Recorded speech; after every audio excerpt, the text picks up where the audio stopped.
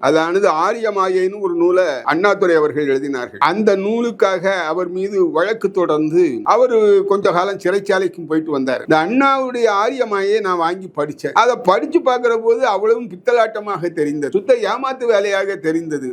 எங்க ஆரியம் வந்திருக்கான், எங்க திராவிடம் வந்திருக்கான்? ஆரியன்கிற வார்த்தை சொல் இருக்கிறது, அந்த சொல்லும் வடமொழி சொல் தான். ஆரியன் என்ற சொல் வேதத்தில் இருந்து எடுக்கப்பட்ட சொல். திராவிடன் என்ற சொல் வேதத்தில் இருந்து எடுக்கப்பட்டதல்ல, அது வடமொழி சொல்.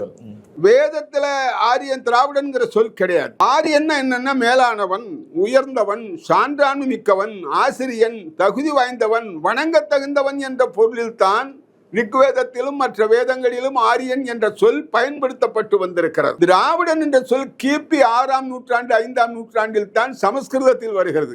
அது சமஸ்கிருத சொல். வேதம் கீர்வான் மொழியில் இருந்தது. கீர்வான் பாஷையில பிறந்ததுதான் நம்முடைய ரிக்வேதம், எதிர்வேதம், சாமவேதம், அதர்வண வேதம் ஆகிய 4 வேதங்கள். அந்த வேதங்களில் பயன்பட்ட சொல் தான் ஆரியன் என்ற சொல். ஆரியன் என்பதற்கு மேலானவன் என்பது பெயர், உயரமானவன் என்பது பெயர், உச்சாணியில் இருக்கிறவன் என்றெல்லாம் அவனுக்கு பெயர். நம்ம நாட்டில் கூட ஒரு பாட்டு பாடுவாங்க, ஆரிய கூத்தாடினாலும் தாண்டவ கோனே, காசு காரியத்தில் கண் வையடா தாண்டவ கோனே. அது என்ன அர்த்தம், என்ன பாட்டு அது? தாண்டவ கோனே தாண்டவ கோனே, ஆரிய கூத்தாடுகிறானவன்.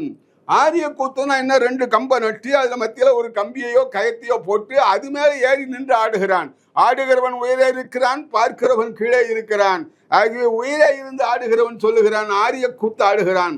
அப்படி ஆரிய கூத்தாடினாலும் கீழே ஒரு பெரிய ஜம்காலத்தை விரிச்சு போட்டிருப்பான், அதுல பணம் விழுறதாங்கிறத மேலே இருந்து பார்ப்பான்.